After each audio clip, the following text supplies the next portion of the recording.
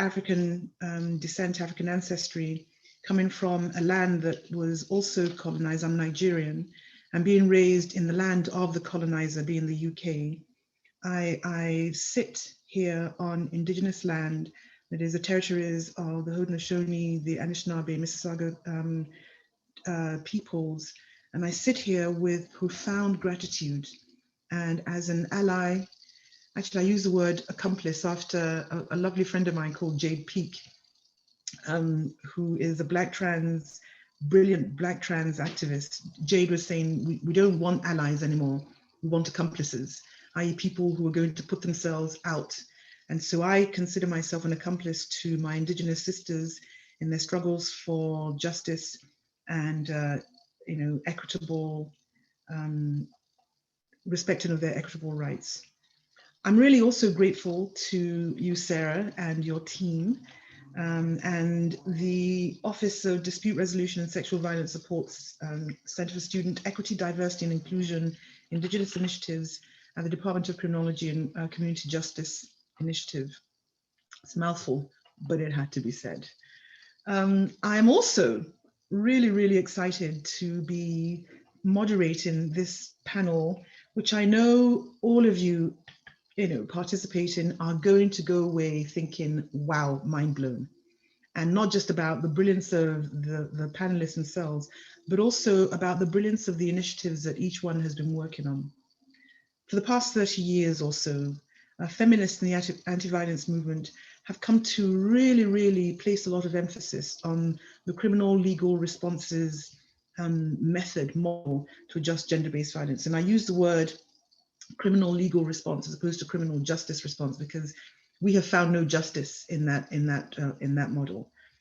But since the sort of unholy alliance between the VAW, Violence Against Women, gender-based, anti-gender-based movement has formed this relationship with the criminal legal system, there's been a lot of voices, right, slowly rising to interrupt that relationship. And these voices have come primarily from some really incredible anti-carceral and abolitionist BIPOC, Black, Indigenous people of color, organizers, survivors, and allies. And research has shown that enhanced law enforcement, right, spending more money, giving more power to the criminal legal system does not result in a decrease in the rates of gender-based violence or justice for those who've been harmed or accountability for those who have harmed. And if you want to read some really, really groundbreaking work, look at the work of Beth Richie, Mimi Kim, who were the founders of the INCITE program, INCITE initiative out in the United States. And in fact, one of their co-founders, Andrea Smith, wrote that women of color and their allies are hungry for a new approach towards ending violence. And this new approach is what we're going to be talking about. What is clear to us on the panel is that because the criminal legal system has failed, there has to be multiple ways, there has to be multiple alternatives for individuals who have been harmed to gain justice, right? And for those who have used harm to be held accountable. So this panel will discuss the critical need for the anti-violence movement to shift its relationship with the carceral system and explore these alternative opportunities and models that will bring real justice, real healing, and accountability through what we're calling this non-punitive accountability strategies. I have the immense pleasure of introducing you to the brilliant panelists. I'm going to start with Carol. Carol Bilson is a PhD student in the program Social Dimensions of Health in the School of Public Health and Social Policy at the University of Victoria. She is the education coordinator at the Victoria Women's Transition House Society, where she trains staff, volunteers, and the community at large on the issues of intimate partner violence and trauma-informed practices. Carol also is a co-facilitator of this cultural safety workshops that's called Decolonizing Together, and it supports organizations to work in more collaborative and relationally accountable ways with Indigenous peoples. Carol has over 10 years of experience in community education and was a previous director of University of Victoria's UVSS and Anti-Violence Project which is University of Victoria's Sexual Assault Centre, where she ushered in multiple sexualized violence awareness campaigns, like one that's called Let's Get Consensual. She's developed Train the Trainer consent workshops and has initiated the very first educational restorative process for male students who cause gender-based violence on campus. And this is really important because we're discussing this, we're having this conversation on the impact of campuses. This particular work with male students who cause harm has led to the development of the first male identified support group called UVic Men's Circle. Carol has developed multiple community workshops on colonization, anti-racism and gender-based violence, including her most recent work on an 8-week program, Cultivating Healthy Relationships in Boys and Male Youth. So I think we should give her the online round of applause. Welcome, Carol. And I did this alphabetically. The next panelist I'm going to introduce is Cassandra Mensah. And before we started this, I asked Cass if I can call Cassandra, if I can call her Cass, because we're friends now. So she said, fine. So we're all friends now. So Cass is a Black woman living in Washington, DC. She's held various roles within the anti-violence and domestic violence movement for about 7 years. While obtaining her undergrad degree at Wilfrid Laurier University, Cassandra founded a student organizing group dedicated to addressing gender-based violence, again, on campus.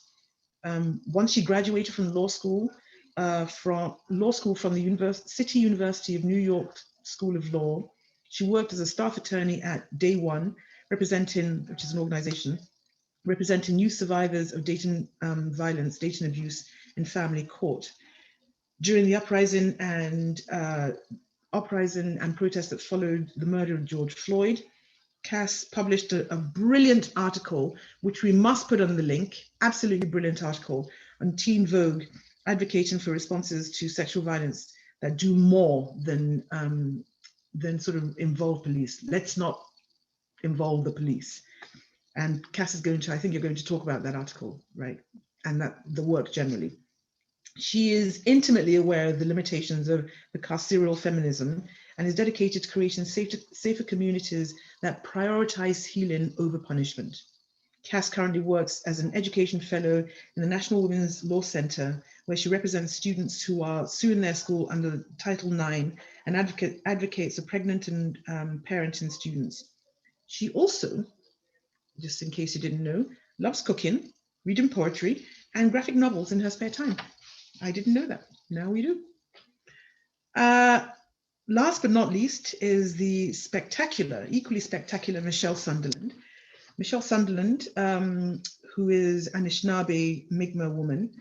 And I loved in her bio, she said, I come from saltwater people, a Mi'kmaq mother and a Welsh father. Michelle is currently in her third year PhD in the Indigenous field of study social work at Laurier University. In 2016, since 2016, Michelle has been the executive director of White Owl Native Ancestry Association in Kitchener that has a mandate from the Ontario Ministry of Community Service to provide clinical services for Indigenous children and youth. Carol's beliefs, her relational approach, knowledge and practice are rooted in Anishinaabe Midi Winway, which means the way of the heart, the teachings of Anishinaabe elder Banaconda Kennedy Kish Bell, which is Onjibine Sikwe. I asked her to help me. Did I say that right, my love? Thank you. Onjibine Sikwe. And her elder, Jim Dumont, who is the Onabine Se. Right? Michelle has worked for over 30 years as an educator in the area of male settler sexual violence, including 5 years spent as the human rights officer at Carleton University, where she facilitated highly innovative and incredibly successful Men of Depth program designed by several feminist settler men in Washington. And that program was called the Men of Strength program. Michelle's current PhD research explores the She-Gagamakwe, first mother, attachment theory, and the epidemiology of Western detachment maternal deprivation. This study indigenously examines how the Western settler myth of separation from the She-Gagamakwe or Western independence disorder manifests itself in really disparate yet interconnected, determinant and unhealthy states and or events across the Nikanagane, which is all my ancestors, all my relations. And those relations include things like flooding, drought, COVID-19, poverty, police brutality, global indigenous genocide, specieside, and of course the missing and murdered indigenous women and girls. Again, can we do one of these for these absolutely brilliant women? So what we're going to do is imagine that we're sitting in Sarah's kitchen and really open up a really conversational, yet educational and get together, and jump in with any of the questions that sort of resonates to you. And I want to start by asking each of you, what does decarcerating our responses to gender-based violence mean to you? Who wants to go first?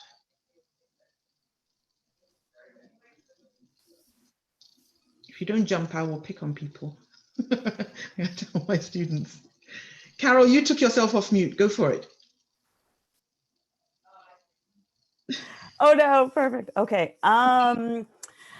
Well, it fundamentally means to me looking for solutions within the community that this violence exists.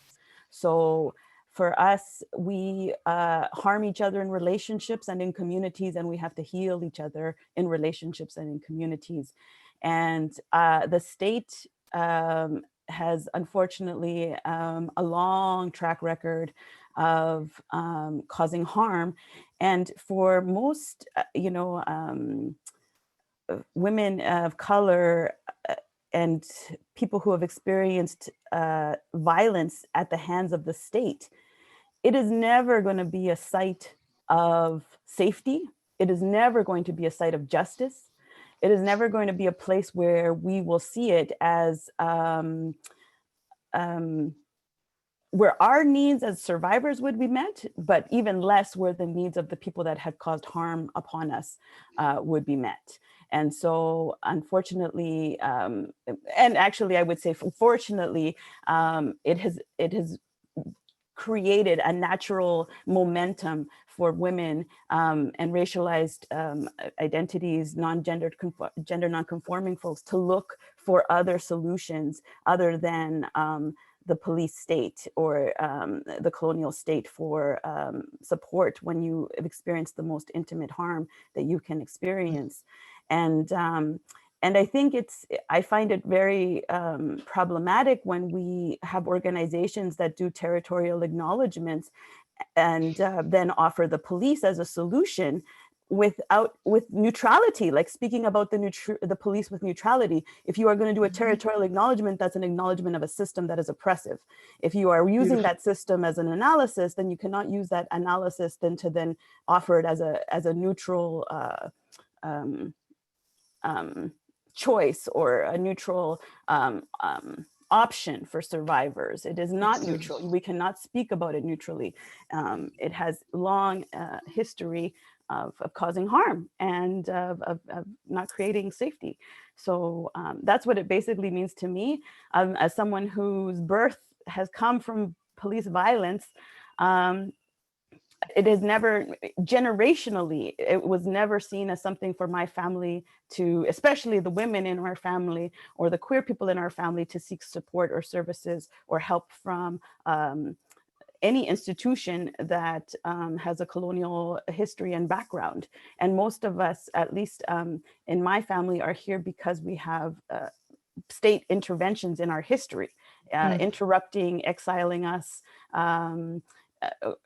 creating diaspora in our peoples across Central America, across Latin America, and then even moving us in here into territories of the, we are the Condor people, and then we had to be moved towards the Eagle people, right? And hopefully we provide assistance as we occupy territories that are not ours. And that is what I believe, for me, decarceration. And I see it as part of my solidarity to decolonize my practices and You know, Indigenous people from here, along the Lekwungen and Wasanic people, are very much like very, very present, keeping present.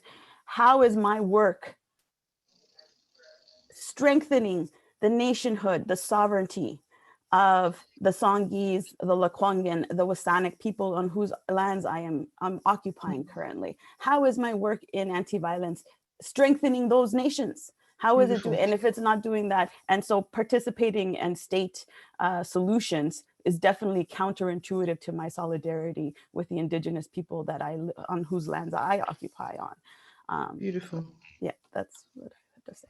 Absolutely brilliant. Absolutely brilliant. Cass? Sure. Yeah, so I like, how do I follow that? But I will understand. I feel like it was all kind of said, but I'll add it from my own perspective. Like, it means decarcerating responses to gender-based violence means moving away from the criminal justice system and all of the like underlining principles and beliefs that like uplift that system. So the belief that we should dispose of people who cause harm, that people can be categorized as either good or bad, and the bad people, we need to be put away, like the bad people need to be put away so the good people can feel safe. And the idea that prisons keep us safe, right, is also like a fundamental, it's accepted as a fundamental truth when we know that's not the case. What it does do is it further harms people. It isolates them, it separates families, it subjects them to further harm, because we know that people in prisons are being subjected to sexual violence. And so it's not doing what it says, what we've been told to believe that it's doing. And it's also just, it's a capitalist system, right? It's a business that we profit off of, that prison labor is like huge and allows us to produce tons of things that we don't need at alarming rates at the expense of people's lives. So for me, decarcerating responses means like acknowledging that the criminal system is inherently violent. And so it's counterintuitive to rely on a violent system to solve violence. Like, it just doesn't make sense. And for me, it also means like, as a Black woman and a survivor, it means that like, I get to like honor all parts of myself. Like, I get to acknowledge the fact that police cause harm to my communities, to Black men in particular, and Black women, and Black gender non-conforming folks as well. And so I can't turn to the people who look at me and to say, but if you experience sexual violence, you should go to the cops. Like, it just doesn't make sense. And so for me, it means finding solutions that don't involve that system, so that I can like honor all of the parts of myself instead of like being forced to compartmentalize or separate those things out in ways that are like not good. And so yes. What Carol said at the beginning about like finding safety within the community where the harm took place is like, resonates with me a lot, and I think really matters and makes a lot more sense in the current way that we're doing things in a mainstream way. Completely agree with you. Michelle, what does decarceration mean to you? I just want to say miigwech for opening in this way, particularly Carol, talking about the condor and equal prophecy. I did not expect that. And that's such good heart medicine. And I think that is so central to this. And I guess all three of us are speaking to that, the idea of even defining the harm. What's the harm? And even the ability to define the harm, because don't forget, rape has always been something that was defined by men. It was like, it was a property dispute between two men.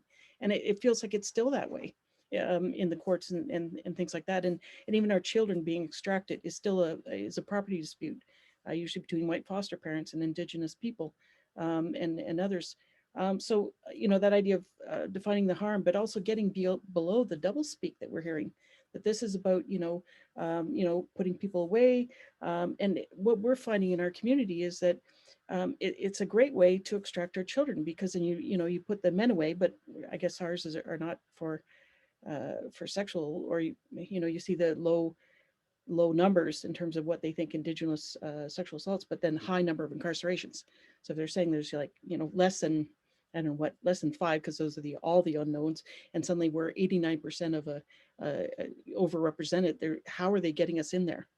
And so, but looking broader at those things, and for us, even going back to our own prophecies, we had a prophecy. It's called the 7 Fires prophecies, And in the fourth fire, they said that I was on the coast. I'm saltwater people.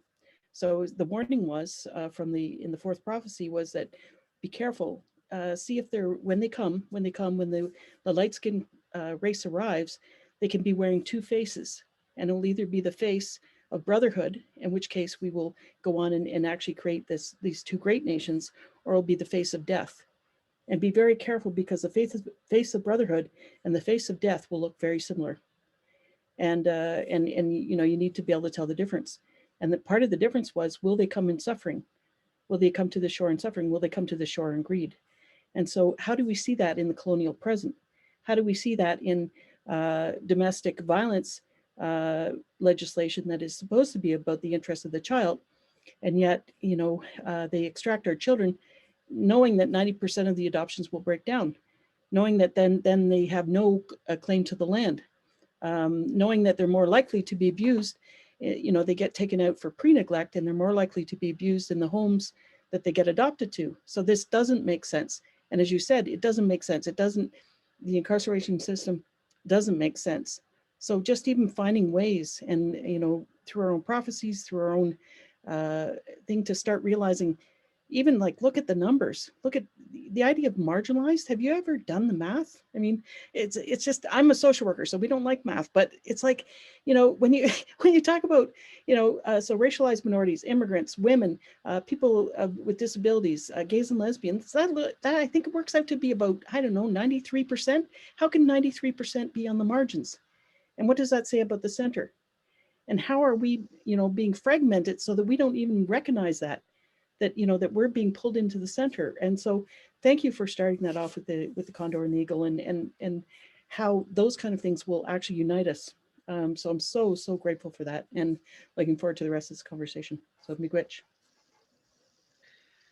I love that. And as you were talking about the nonsensical ideology, right, rationale behind apprehending children, and it's the same in black communities. You apprehend them because you're insinuating that black women, black and indigenous women are incapable of looking after their own kin, their own children, and then you put them into these state-run state care.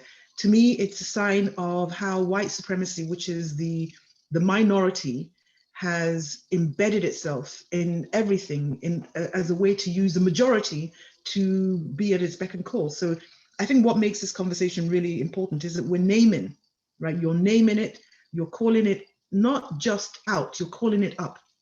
And I'm hoping that the participants are going to really, after all of this conversation, after our panel, that the participants are going to go away and dig deeper, right? Dig deeper into the conversation. I'm interested in whether there are any particular principles, right, of the models, these non-punitive models, that really resonates with you. What are the key things that sort of attracted you to looking into the non-punitive alternative model of justice?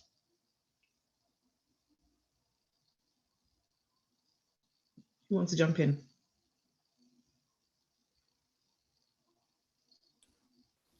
I'll start again.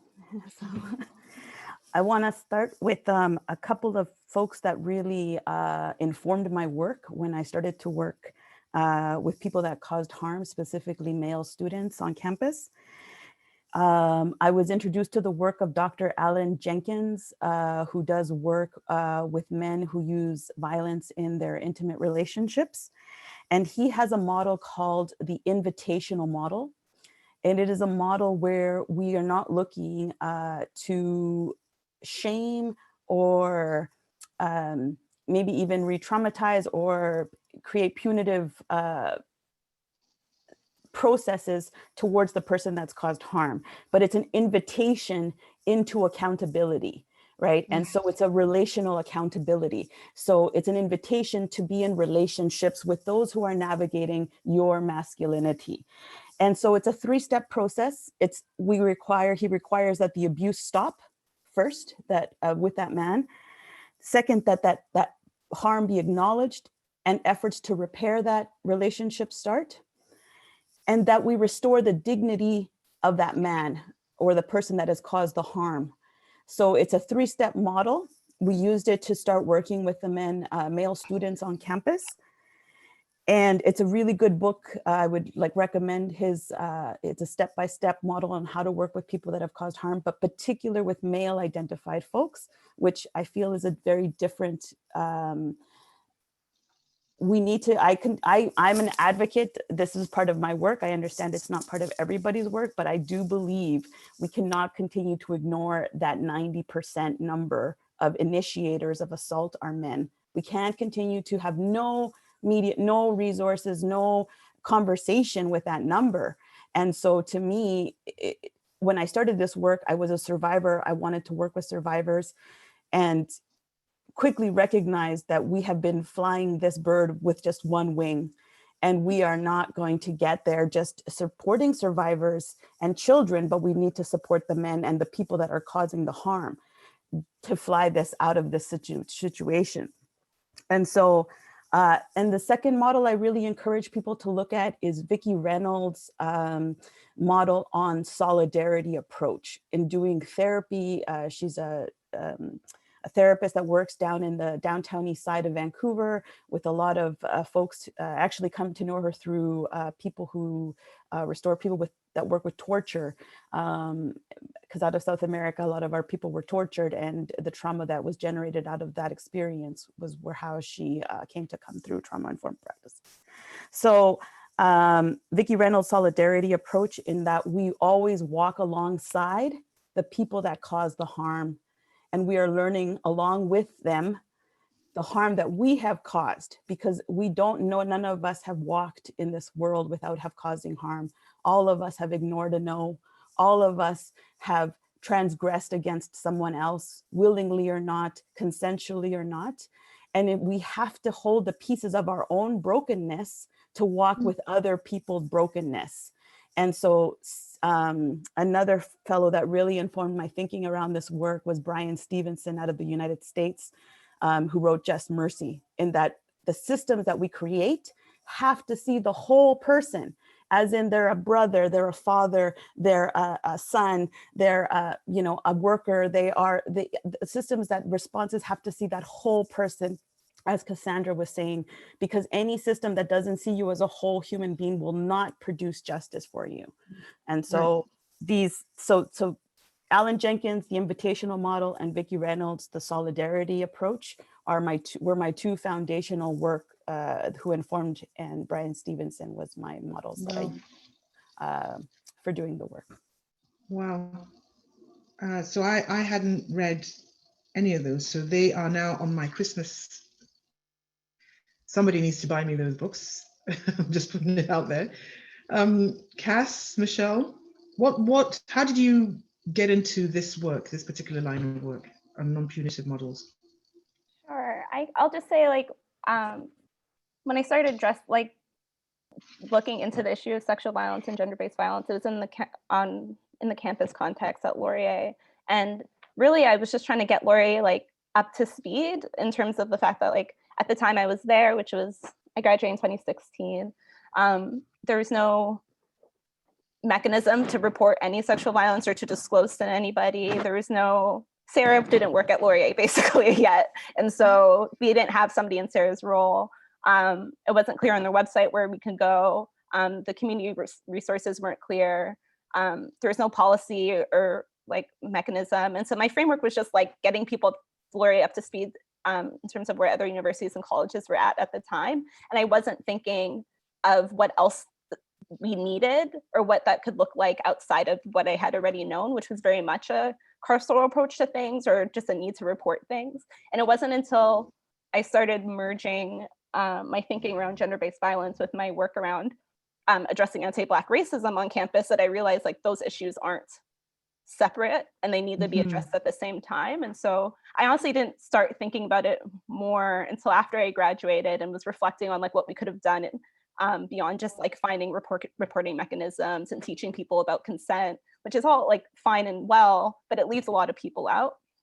And so really for me, the thing that got me thinking more in a nuanced way about sexual violence was when I was introduced to prison abolition and addressing anti-Blackness within the criminal justice system. And so for me, it was like Angela Davis, and it was Miriam Kaba, who's a Black femme organizer in New York, who works with incarcerated survivors of sexual violence, who are prison abolitionists, who are talking about creating communities that have the resources so that they can keep each other safe, so that they could address harm when it happens outside of the criminal justice system. And so Angela Davis speaks about prison abolition in a lot of different contexts, but she does speak about it in terms of how do we address sexual violence without the prison as well. And it all felt like very out of touch or like not feasible until I read those works. The other person I'll like uplift is Adrienne Marie Brown, who's another Black femme in the States who has written about organizing and mediation, not necessarily in the gender-based violence context, but just as a way of like addressing conflict within communities. And her thinking has really informed my way of like reframing my things around shame and disposing of people in my own life, and thinking about the ways in which it starts like with me and the communities that I'm forming in my life, and how do I make sure that like if I'm gonna be preaching prison abolition, then I can't be like disposing of people when they say something mean to me in my own life, right? I have to like be better about conflict in my own life so that it can practice it in these bigger, tougher moments. So those are the things that have been informing my thinking. I don't have the same experience that Carol has in terms of working with folks who have caused harm, but those folks do, and Adrienne Marie Brown does. And so I've been reading a lot about it as well. I hope that answered your question. That's completely spot on, right? And adopting that when we talk about intersectionality as a lens through which to view the work, understanding that gender and race, you know, in the bodies of the women on this panel, we are that, you know, what intersectionality speaks to, right? And then looking at the ways that in our own communities, the way we are viewed and the way we view others is really central. Michelle. So I think I got involved in this work because my experience in foster care, they often adopt us out to farms, and there was incredible abuse. And part of it was just watching the difference in the response to my brother's response to that abuse and my response to that abuse, and seeing that gender difference. And then when I went into the military as well, little secret, don't tell anyone, or how many people are out there, I don't know, our secret. But I was always, people would come to me and report all these rapes. And I thought, oh my God, just because I'm a female officer. And suddenly I had to deal with them. And it was like, and it was so pervasive in the military. And so was domestic violence. And then child abuse. And then, you know, and then the children were abusing the animals. So it kind of trickled down, and understanding that trickling down, understanding how it was related to not only race, but class, and that those things were all tied up. And then I got into the university, and how it would manifest itself in the engineering program, and you know, and different programs and business programs, and trying to understand why it manifests itself in different ways. So I started looking into, and I did realize eventually I was also, you know, part of, you know, Mark Lepine, that shooting, and Take Back the Night. I guess that kind of dates me, but that whole movement, and it was at first it was the women would speak out and we tell our stories, and these were like, unfortunately now I look back, they're almost like poverty porn, like it, and the idea that the men would suddenly change, it didn't work. The good men seemed to be paralyzed, and the men that, you know, and the rest of them just backlashed. So it didn't work on either level. And so I started looking at men's programs, and I was so impressed with what I found down in the States, these feminist men, the Men of Strength program, because it was an anti-violence program, and it wasn't. Like, it looked at the loss for men. It looked at things like Tough Guys. I forget, Jackson Katz, I believe, and that beautiful thing, there was a psychologist that did Crimes Against Nature. It's friggin' brilliant, because it looks at men, and it's like how they're pushed and to be something. And one of the things that really struck me preparing for this panel was that idea that they used to tell us that they needed to kill the child to make them a man. They never said they killed the child to make them a woman. So what was that about? What had to die? What had to be separated? And a lot of it was like, it's like they had to separate them from the land. They had to separate them from their mothers. Like, it even turns out in Roman times, they couldn't make soldiers of them until they separated them from their mothers. And that's the same time the language has changed to a thing-based language. So it's looking at those disconnections and how we get disconnected from our land and how we get disconnected from our mother, our first mother. But I did like the way Jackson Katz and those guys approached it, because basically what we're doing is creating a safe men to talk about that, to talk about what it means to be a man. Like we'd hold up the thing of like Darth Vader and Yoda and say, who's the man? There's no right answers, but it's like, what are the characteristics? And it was like that dominant view of masculinity for the most part is hollow, because it's about not being a woman, right? It's not, and it didn't even match up their own values. So they were using something called counter narratives to show them that their own values, because when you actually ask them, think about a man in your life that you really admire, what is those characteristics? And suddenly it was a different list. It was like, I love these guys that kind of, they were older guys, maybe a coach that, you know, he's kind of tough, but he could cry. And it was like, you know, so there was that paradox, you know, the acceptance of paradox and stuff, because they weren't living up to that toxic or really problematic view of masculinity. But it goes for settler too. If settler means not being like the indigenous people, not being primitive, not being, you know, like, you know, being cultivated, and then you get into the same thing if it's not a true identity. So I really loved what those guys were doing. And I think that's what got me into it, thinking that there's got to be a better way. And frankly, if we provided that place for them to talk about these things and actually cry, then I felt like that healed me, to watch these men become whole, because all those things that they had pushed away, they were, you know, they were suddenly like, it was like they were reclaiming that, you know, they were reaching for something different. And then interesting enough, then they went out and become peer educators for their own. And that was what was really cool. We didn't ask them to do that, and 100% of them did it. And it wasn't like, you know, you say, so that's what blew me away. But it was men talking to men, and it was, and some of us who are, I guess some people call me two-spirit. I'm not quite that, but there was a role for me to play because of my clan, because of my whatever, and bringing back men to their wholeness. So for me, it's the really question is, how do we reconnect men? How do we, and we do it in things like the moose hunt in McMuggy. We took over the moose hunt, and at first they were just killing these moose. And they were, you know, because they could collect $500, $600 up in Unanaki, up in Cape Breton. And then they suddenly took it over in more traditional ways. And suddenly they could, you know, it's like they could bring back meat to their community. They could feed their elders. And suddenly that's all the boys wanted to do, these young men. They didn't want to play these violent video games. They just wanted to be part of this moose hunt and bring it back. But part of that moose hunt was like even realizing it's like, well, we're not managing the moose. The moose are managing fine by themselves. We're managing the people around the moose. And the first question is, how do you protect the territory for the moose? Like that's your first responsibility. Beautiful. So that kind of thing, I just love it. And Shelley Johnson has done really amazing work. She's I think she's, I can't remember, she's Cree or whatever, but she was in the prairies, and she was doing, she's got some stuff on anti-violence. She does this thing out, you can get on YouTube. But basically someone approached her and said, we want to do work in our community in anti-violence. And she says, how can I help you? And the response was, help us build a sea canoe. And I was like, she was going, okay, I'm from the prairies. What do I know about sea canoes? But yeah, and they end up building a sea canoe. Wow. So it's like, how do we figure out those ways to bring people back into community, back into connection? And yeah, I think anything that humiliates or belittles or, you know, some of the restorative justice circles, I really believe that's all they are. And it doesn't create a solution. So yeah. I'm really glad you guys said that. My mind has been blown, and I feel really validated in many ways, because the work we've been doing, Sarah alluded to it in the beginning, for 3 years we spoke with survivors of rape in Toronto as well as Renfrew County in Ontario. And what the women, we had one-on-one interviews with women who'd been raped and who actually went through the criminal legal system. And then we conducted focus groups with women who'd been raped and didn't report.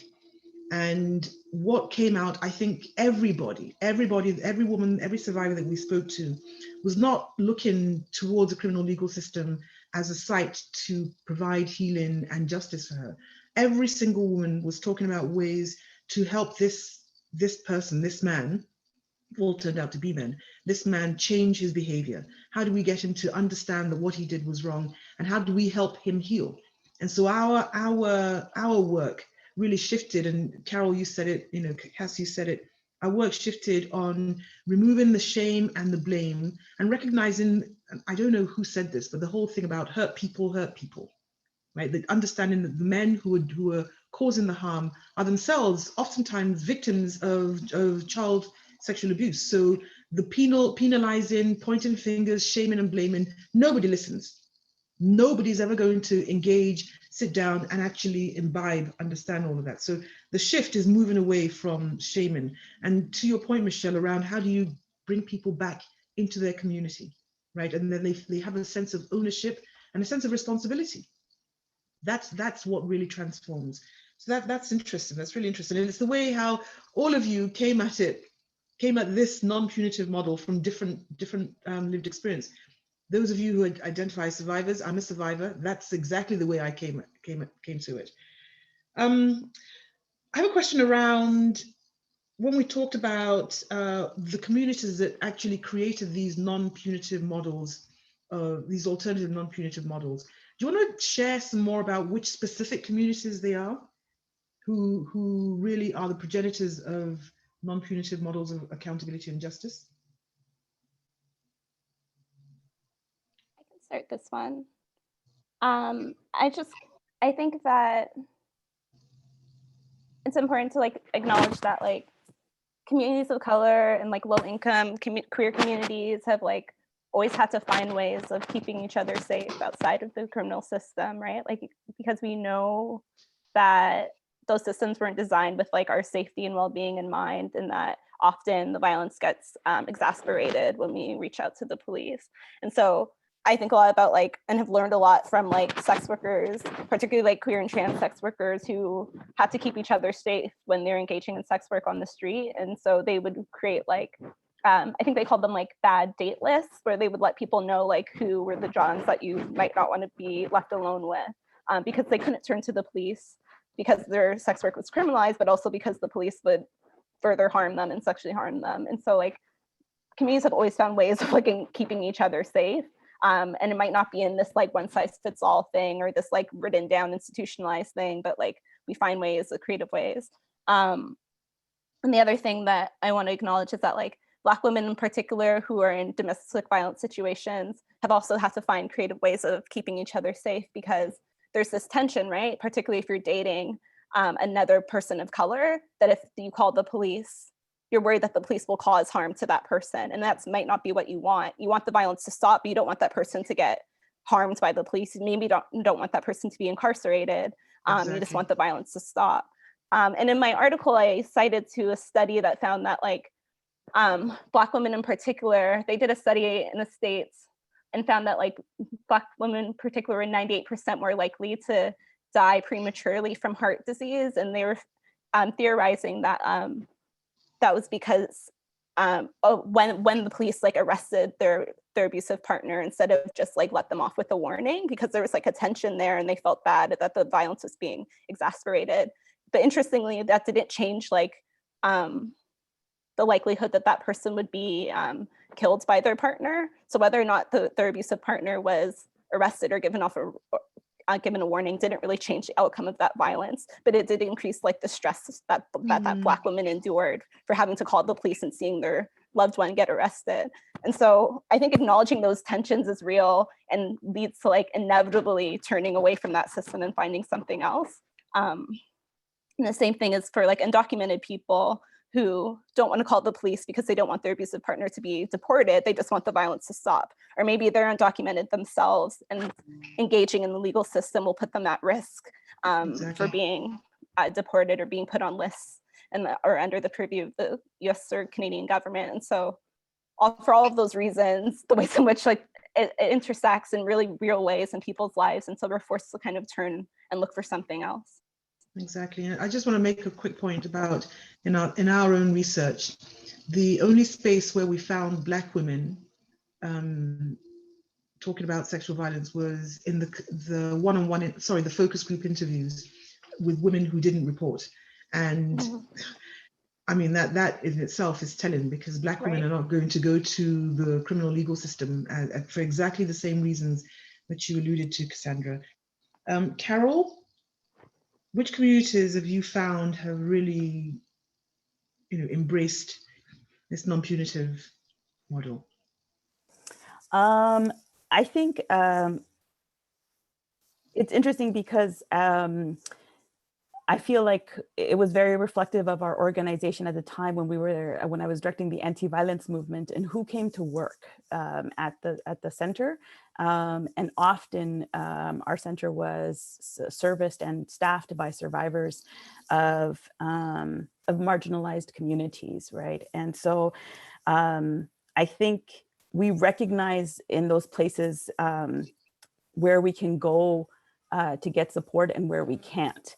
And so because our organization had such diverse staff, we also went to, I have to say, it was also echoed when we went to INCITE, to the conference where it was just women of color, BIPOC women addressing gender-based violence. And the conference is a huge conference, and it's literally community-based responses from community, whether it be a lot of like nonprofits, activist spaces, spaces that are even actually a very prominent person like community-based restorative justice like Mia Mingus from the Bay Area was there also. And it's once again, it's when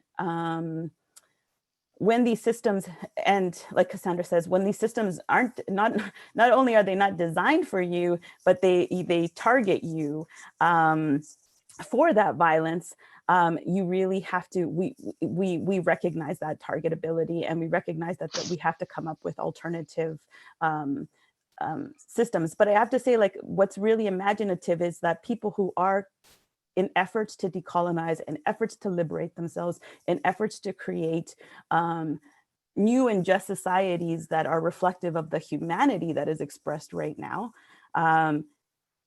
All of these folks have been always in spaces where that has to be the thing that we have to imagine. We have to imagine ourselves out of this colonial system.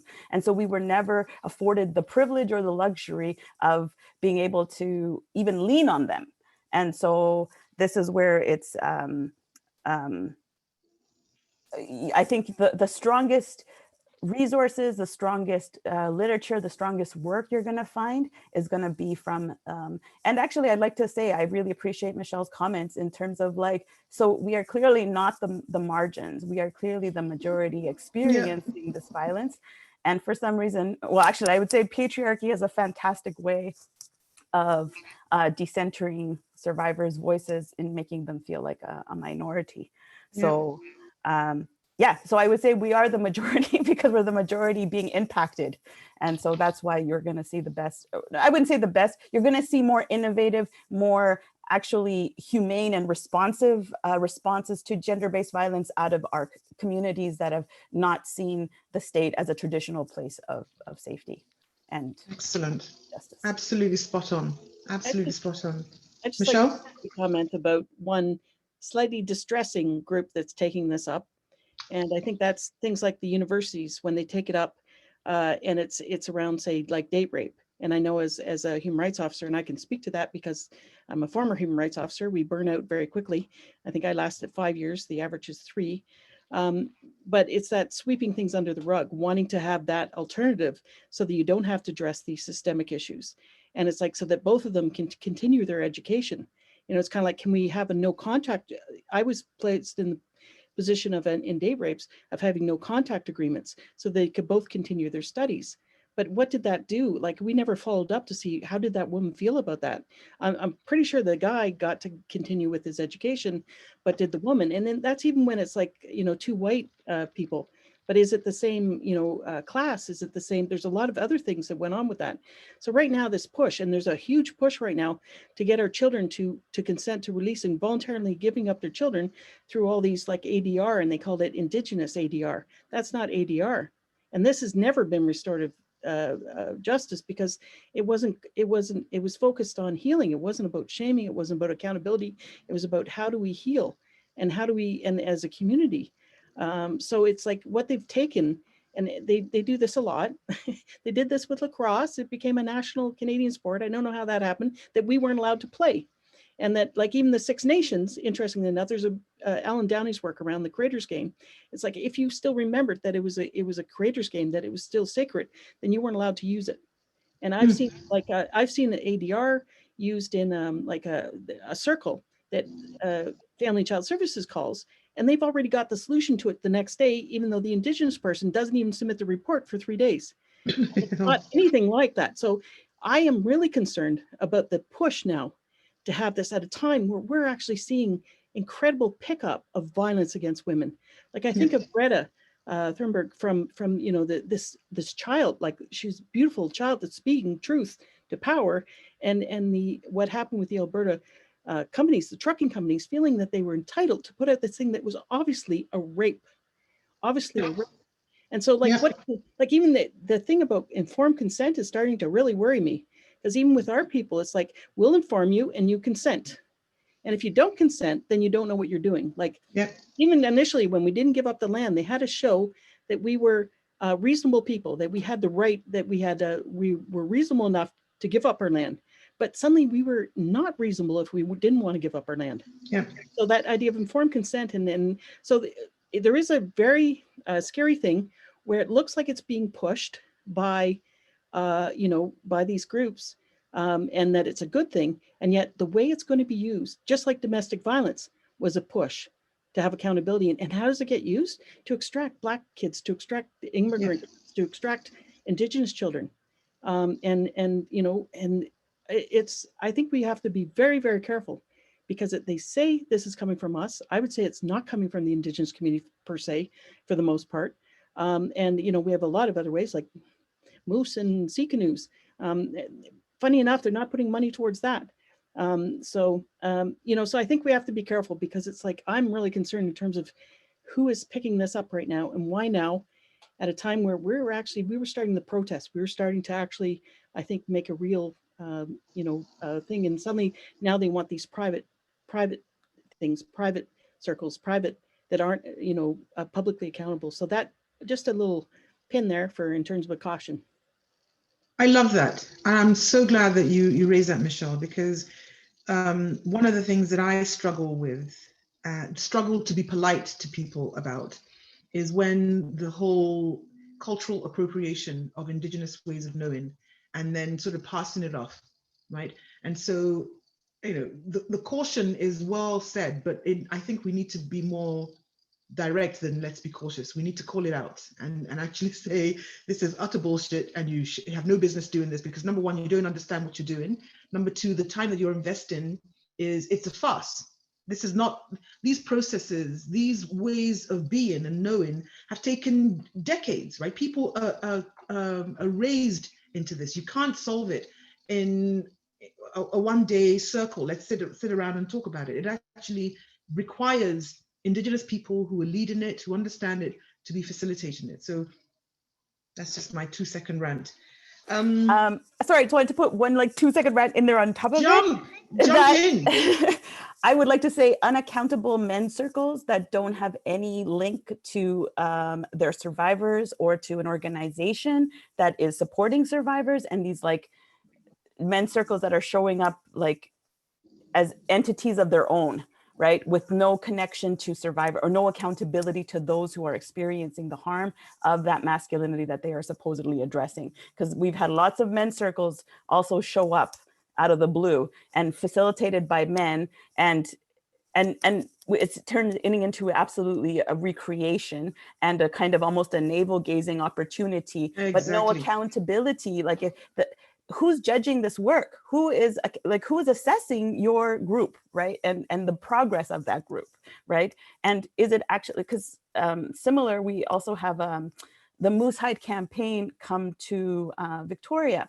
And so that often brings a lot of ceremony and tradition with it, but we also ask the organizers, like when the women who are organizing the Missing and Murdered Indigenous Women's March have to fight with the Moose Hide campaign to get permits on who's gonna march, like it's like clearly like are you folks in solidarity, or are you folks trying to, you know, create another, like it's like movement, which is absolutely, we need it, right? But you cannot create your patriarchy as well. And that's something that Indigenous men have to also account for, which is that they have benefited from the patriarchy and the power that colonial masculinity has given to them. And decolonizing fundamentally means accounting for that power, right? Accounting for that power that's been given.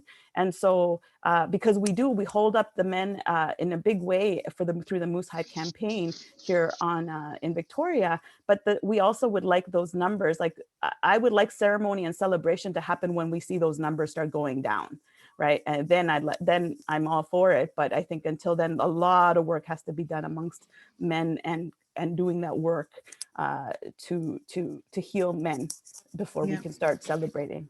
Yeah, I love that, because I was speaking to a colleague of mine who had a really interesting perspective on the role of men.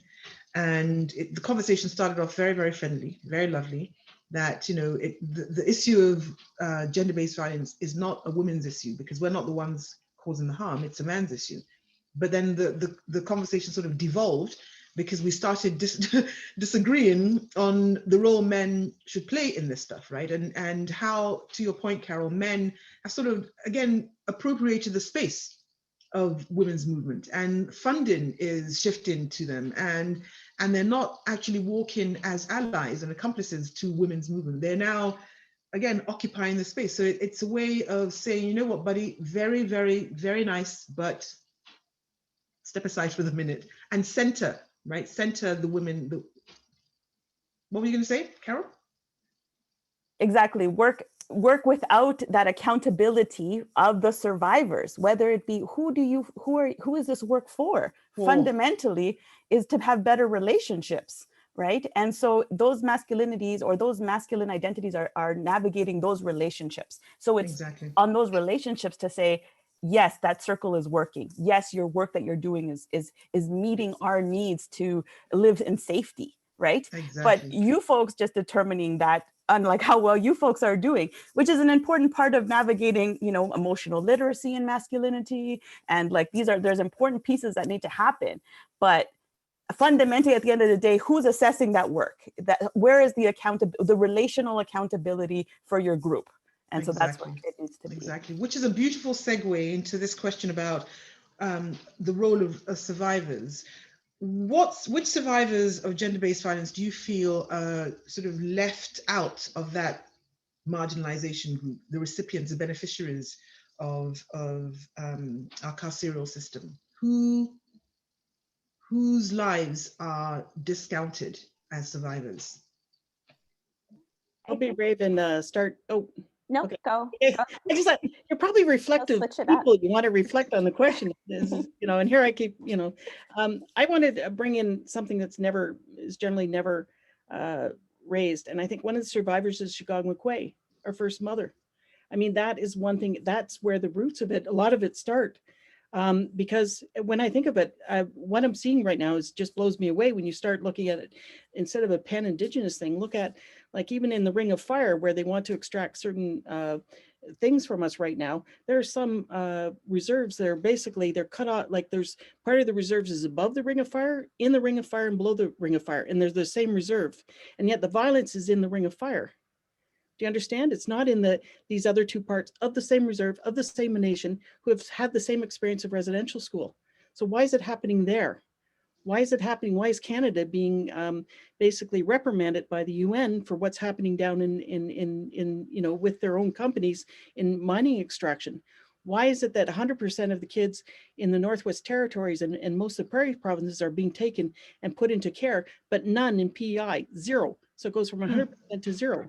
What's different with PEI? And PEI had residential schools, so like they went to Shuby, but it turns out PEI has nothing everyone wants. There's no minerals, there's no timber, there's no oil. And so it's like looking at it very specifically. So the one person we're leaving out, the one woman we're leaving out is Shigog-Makwe. And she's still trying to provide for us.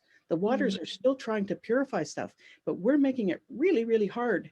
And if we don't go back to that and understand that roots and understand in the colonial present what's happening in Africa, what they're doing off the coast in terms of they've done the same thing they were doing in the 1800s to our coast. And so for me, that's understanding the suicides. 60% of Indigenous communities have no suicides. So why aren't we doing research on them?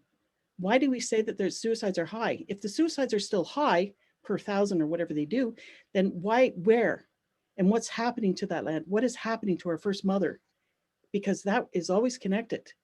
And for me, it's like, this is a hard discussion, because it's like, in some ways there has to be more accountability, more incarceration in some ways of these, that what's happening, because they can't even identify who is killing these women. Right? It's like they can't, to even incarcerate them.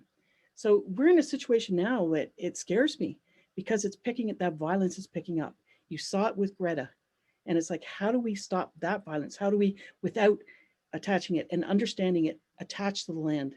And how and why are Black people being targeted right now? What's happening in Latin America? What's happening in what places? So we have to be very specific. We have to see in a very different way. We have a different way of seeing it. So that for me is that's who's being left out, and Beautiful. Then it explains the other violence.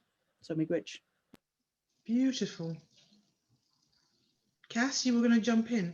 Yeah, but I'm just reflecting on everything Michelle said and like savoring it before Beautiful. I move on, because those connections are so important. So yeah, I'm gonna think about that for a really long time. But the group of survivors, I was thinking about that we definitely leave out when we talk about incarceration as the solution, is the survivors who are incarcerated. And so particularly, like, we know in America and in Canada, I think too, that women's prisons the population of women's prisons is growing at like unprecedented rates. And we know that a huge majority of the women that are in, or a huge majority of the people that are in women's prisons are also survivors of sexual violence or gender-based violence, who are often in prison because of their survival tactics, right? Yeah. So for example, and I worked in family court representing survivors, and some were being charged. Well, I didn't work in the criminal system, but they had adjacent criminal cases, right, where they're either being charged with kidnapping because they fled their home with their child to keep them safe. And now they're being threatened with incarceration for that. And I know that we know that a lot of survivors engage and use substances to cope from the trauma, and then they're being incarcerated for their substance use. And we know that there's a huge population of people in prison who are in prison for physically harming their abusers, right? And so because the carceral system is so much fundamentally based on this idea that there's only bad people in prison, we leave them out, right? Because it complicates things and makes it really messy. And we don't want to address the fact that people are whole and shouldn't be defined by the worst thing that they've done, and that there's a lot more going on there. And because we can't really address that nuance, we dispose of those folks and we don't acknowledge that. And the other thing that we do once we put people in prison is that we're okay with whatever punishment they endure once they're in cages, right? And so we know that there's a huge rise in reports of sexual violence by corrections officers against people who are incarcerated. And those folks, for obvious reasons, like can't seek recourse through the criminal system, to address the harm that's being done to them behind bars. And we know that strip searches in prisons are incredibly invasive. And so those are also forms of gender-based violence, but they're the ones that like don't fit our idea of incarceration and the criminal justice system and what it's designed to do. So it like necessarily has to kind of leave them out. Brilliant. That's so important. And as you were saying, as you were talking, Cass, I was still mulling over Michelle's point about the survivor being, our mother Earth. Me too. That's going to be my 2020 takeaway, because as a survivor, I usually talk about the individual, right? The individual woman, the individual person, but recognizing that Mother Earth that bore all of us and is holding us, nurturing all of us, is also experiencing rape of her body, right, of the land. Yeah, thank you, Michelle. Thank you. Mind blown. Carol? I agree. I agree with Michelle. I think the first masculinization of the land is cities, is creating erect, buildings and putting. These are my theories. I'm at a kitchen table, right? And you just put that erect in my head as well. So thank you. All right, just saying. I love that. I'm mindful of the time. I don't believe that we've already gone, I think it's about 80 minutes. It feels like 25. we could continue, and I'm not sure if we're going to have any time for the questions, but Sarah did warn the participants that we might not be able to.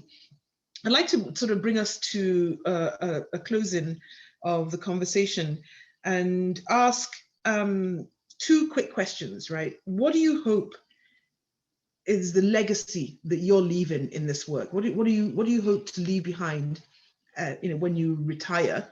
And how can individuals engage more in these sort of the work that you're doing and the ideas? So what's your legacy? What do you hope your legacy is? And how can people engage more? I'll start. So for me, the legacy, we spoke about the 7 generations before, but for me, the legacy is the 7 generations ahead. And we also believe in the prophecy between the 7th and 8th fire. If we don't come together, if we don't start this 8th fire, this will be the end. So there has to be a coming together. And for me, I realize that it's not going to be me. It'll be my children's children that will probably create the change that will be needed. But it's like that idea of going back to all my relations, the water, protecting the water. We're being criminalized now for protecting the water.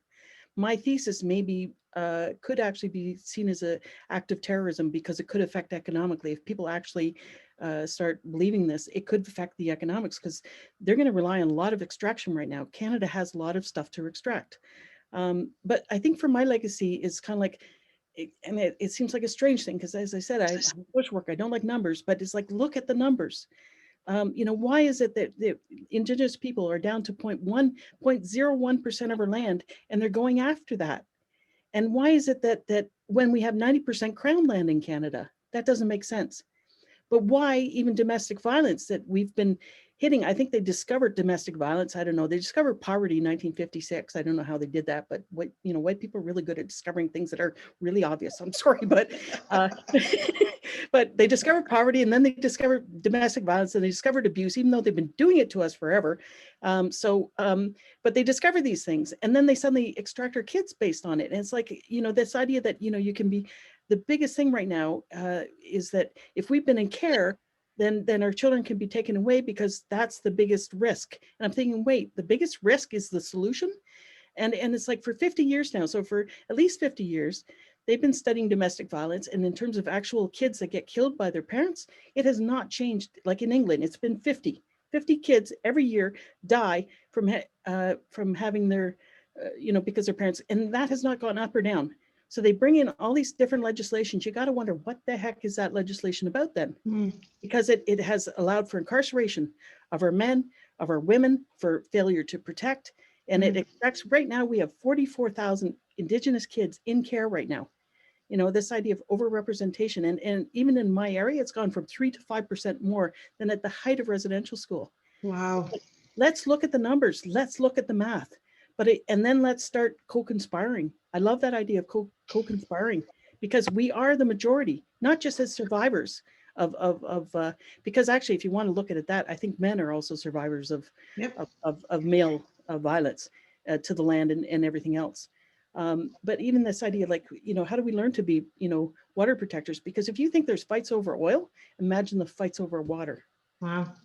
So anyway, that's my thing. If that legacy, and I will take away that thing about the erect buildings and co-conspiring. So thank you. That's in my mind indelibly. So miigwech. It's hilarious. Cass, what about you? What's your legacy? I haven't really thought about it, but so I think that when the protests were happening in the States here and kind of all over the world after the death of after the murder of George Floyd, I started thinking a lot more about, like, what should my role be? And I think it was Carol who mentioned Mia Mingus, but she talks a lot about, like, finding, I think it's her group in the Bay Area that talks a lot about, like, figuring out what your role is in movements and recognizing that we all play different roles. And that was really helpful to me. So she talks about people, like, we need people to, like, make food and have space for people to be there, right? And we need people to be educators. We need people on the front lines. Like, everyone has a role to play. And I think what I'm learning more and more is that my role in that is to, like, educate folks and to make people a little bit uncomfortable about the things that they were taught to believe. And so I hope that that's what I can continue to do, because I'm very much still, I acknowledge, like, I'm an attorney. I very much work within the system still. but I can like bail my friends out when they're on the front lines, or I can like, you know what I mean? So Very like, that's useful. the role that I'm playing, and it's an important one. Very I useful. can represent them when they get arrested for doing the things that they need to do. And so I think that's like something that's like more like specific and Brilliant. that I'm trying to do. And your second question was about resources. How can resources. where can people get more information? Sure. Yeah. So I'm just gonna like re-up again. The Angela Davis was huge for me. A really great critique of carceral feminism. It was written by Victoria Law, which I think is like available on a PDF on the internet. Victoria Law. Her last name is Law, I think so. LAW. Yeah. Carceral feminism. And then I think that for me, the biggest thing that I've been learning recently is that like a lot of this work is, like I said before, like personal. And so it's asking yourself questions about like, how do you deal with conflict? Do you dispose of people in your life in ways that are like mirror the carceral system, right? And how can you move away from that? And like, yeah, so how do you repair the relationships in your life, and what does that look like? Because if we don't figure out how to do that in our own relationships, we can't expect people in the courts to be doing it. So I think that's important as well. That's fantastic. So Carol?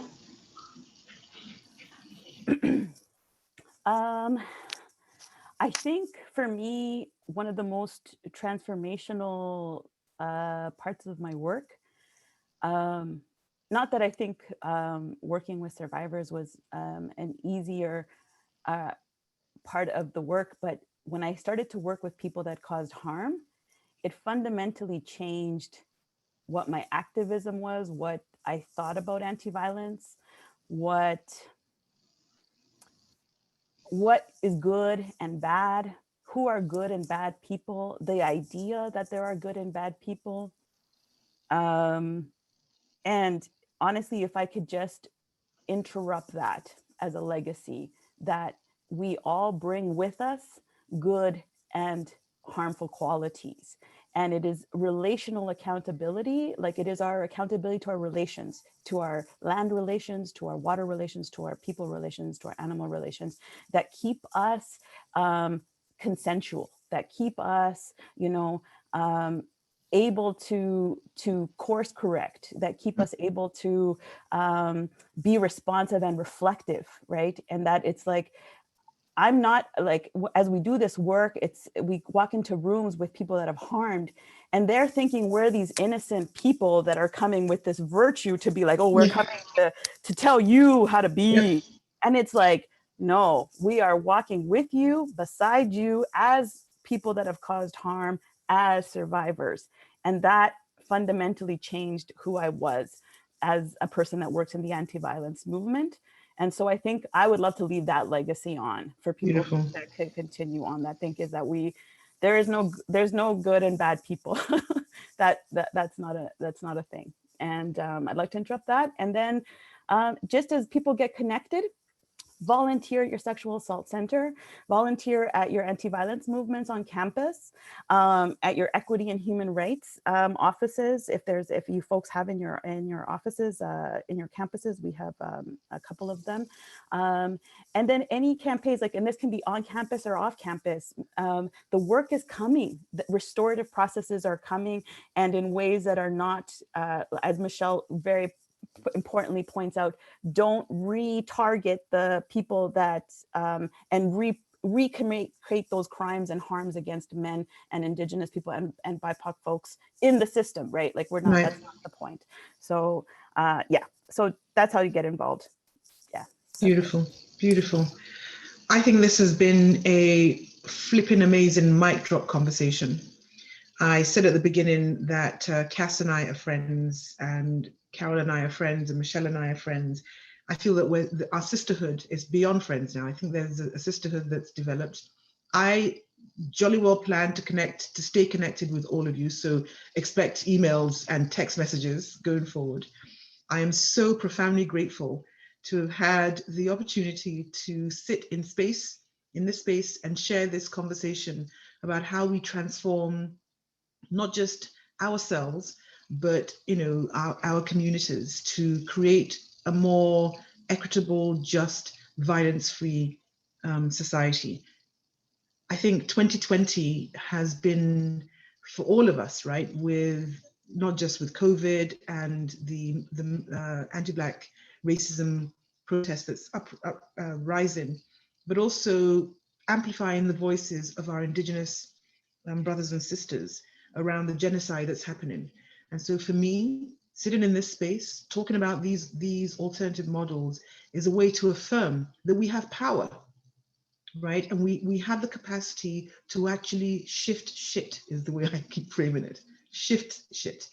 And so I'm inviting all of our wonderful participants on the program to get involved in shifting shit, because that's the only way we can hold the world safe. I want to thank all of you, Cassandra, Carol, Michelle. I want to thank Sarah and her brilliant team. I want to thank all of you who have shown up today for the past 90 minutes to engage in this conversation with us. And I'm going to hand it back to Sarah to sing us out. Thank you.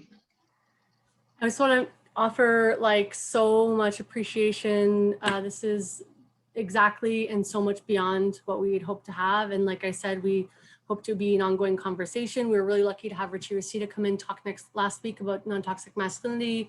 We're going to be trying to do some level of conversation connected to this piece every month for the next long while, to keep building our collective understandings and connectedness around this really important conversation. I'm just going to throw up really quickly a resource page so that folks can see some really rad resources available that you can check out. We're going to try and post more on Consent is Golden if you want to follow us, or Laurie Brantford Cisetti. We'll be posting more information about this type of opportunities for learning and trying to build a more like connective, collective response to gender-based violence, but also like how do we move forward with healing, accountability, and justice in a meaningful way.